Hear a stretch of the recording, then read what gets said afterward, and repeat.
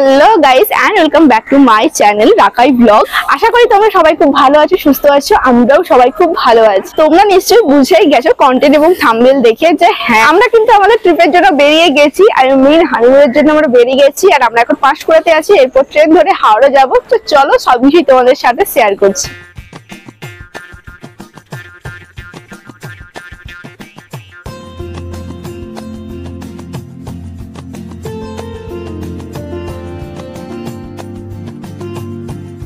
হাওড়া স্টেশনে পৌঁছে গেছে। এরপর আমাদেরকে বেশ 2-3 ঘন্টা ওয়েট করতে হবে আমাদের ট্রেনের জন্য। আর তার সাথে সাথে কিন্তু আমাদের সাথে যারা যাচ্ছে তারাও কিন্তু চলে আসবে। তো চলো তার সাথে তোমরা কিন্তু হাওড়া স্টেশনের একটা সৌন্দর্যটা উপভোগ করেই নাও, যেটা আমিও কিন্তু বেশ কয়েকক্ষণ ধরে বসে বসে করছি। আর এই রকম ট্রিপ আমার লাইফে তো ফার্স্ট টাইম হচ্ছে, সেই জন্য ভীষণ ভীষণ এক্সাইটেড, তার সাথে নার্ভাসও লাগছে। সামনে দেখো আমার লাগেজ টাগেজ নিয়ে বসে আছি। আর হাওড়া স্টেশনটা মোটামুটি আর কি একটা ভিড় রয়েছে। আমরা কিন্তু অনেকক্ষণ ধরে বসে আছি ট্রেনের জন্য।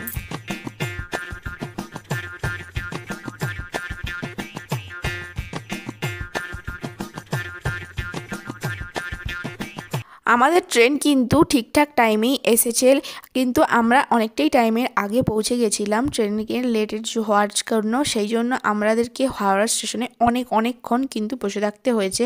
আর দেখো যেই দৃশ্যগুলো উপভোগ করেছি বা কিছু, সেই সব দৃশ্যগুলো তোমাদের সাথেও কিন্তু শেয়ার করছি।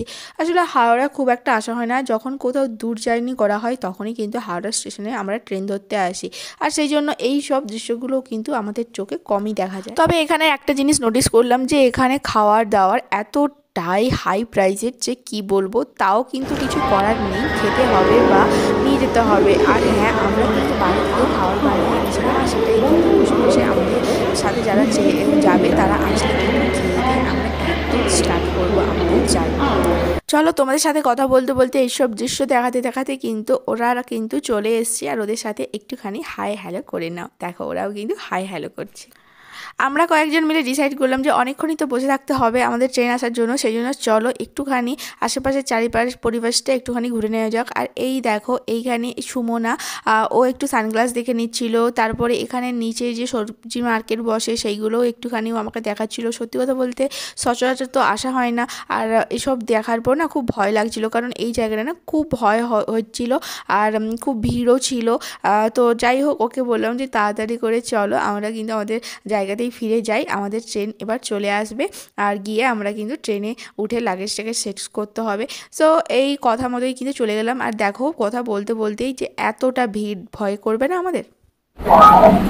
ফাইনালি আমরা ট্রেনে উঠে পড়েছি আর ভীষণ এক্সাইটেড। এন্ড এতক্ষণ বসছিলাম, তারপরে ট্রেনে উঠলাম আর সবকিছু লাগেজ টাগেজ ভালো করে সেট করে নিয়েছি। এন্ড এরপর ফাইনালি আমাদের জার্নি শুরু হচ্ছে। যে চলো আমরা ট্রেনে উঠে গেছি। আর এরপর আমরা মোটামুটি সবকিছু ব্যাগেজ সেট করে নেওয়া হয়েছে। আর ভীষণ এক্সাইটেড।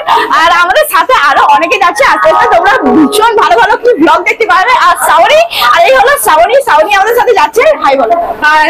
আর কি এক্সাইটেড তো একদম, আমরা ভীষণ এক্সাইটেড। আর চলো জার্নিটা স্টার্ট। আমাদের ট্রেনটা আমরা উঠে গেছি। আর এই হলো আমাদের আজ থেকে কালকের মতো থাকার মতো বাসস্থান। আর এই টয়লেট আমরা ইউজ করবো কাল পর্যন্ত। Happy journey.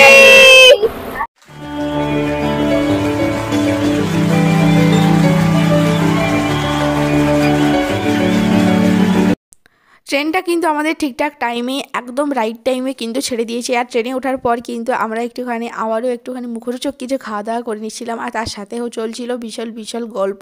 আর ট্রেনে উঠে তো কী আর করবো, না হলে তো বোর হবো সবাই মিলে। সেই জন্য সবাই মিলে আড্ডা বসে গেছিলো, খাওয়া দাওয়া এইসব মিলে কিন্তু বেশ ভালো কাটছে। আই হোপ আমাদের জার্নিটা ভালো হোক।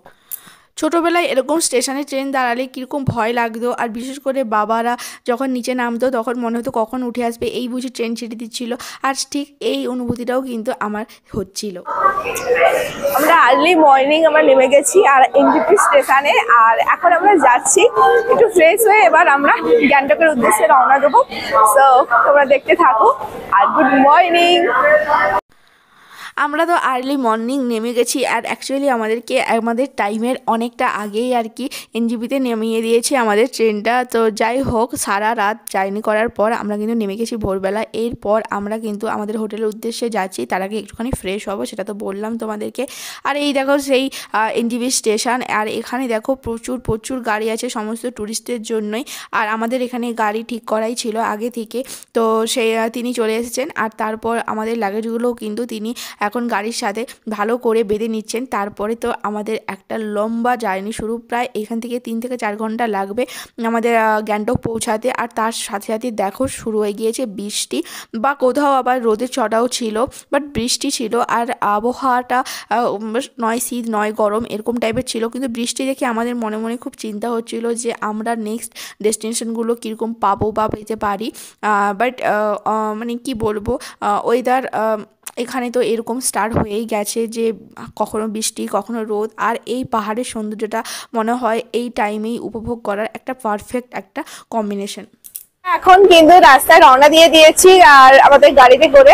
আর তারপরে এখন আমরা একটুখানি খেতে এসেছি, আর একদম আর্লি মর্নিং ব্রেকফাস্ট করতে এসেছি। তো চলো দেখা যাক। আর ভীষণ এনজয় করছি, আর ভিউ পয়েন্ট গুলো যাওয়ার পর আই হোপ অনেক ভালো লাগবে। আর রাস্তায় যেতে যে ভিউ গুলো এনজয় করছি দারুণ লাগে।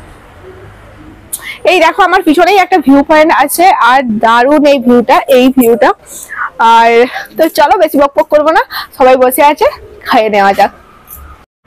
আর আমাদেরকে গাড়ির ড্রাইভার দাদা এই হোটেল আড্ডাতে নিয়ে এসছে ব্রেকফাস্ট করার জন্য। আর চলো দেখা যাক। এখানে আমরা কী খাবো না খাবো এখানে কিন্তু মেনু কার্ড দেখে বলে দেওয়া হয়েছিল। সকালবেলা যেহেতু এখন প্রায় 7:30টার মতো বাজে, আর আমরা একটু হালকা ফুলকা কিছু খাওয়া দাওয়া করে বেরিয়ে যাব, অনেকটা পথ হেঁটে যেতে হবে। আর আমি আমাদের জার্নির ফার্স্ট পার্টটা তোমাদের সাথে শেয়ার করলাম, নেক্সট পার্ট কিন্তু আসছে খুব তাড়াতাড়ি। ভালো লাগলে লাইক শেয়ার সাবস্ক্রাইব করতে ভুলো না কিন্তু।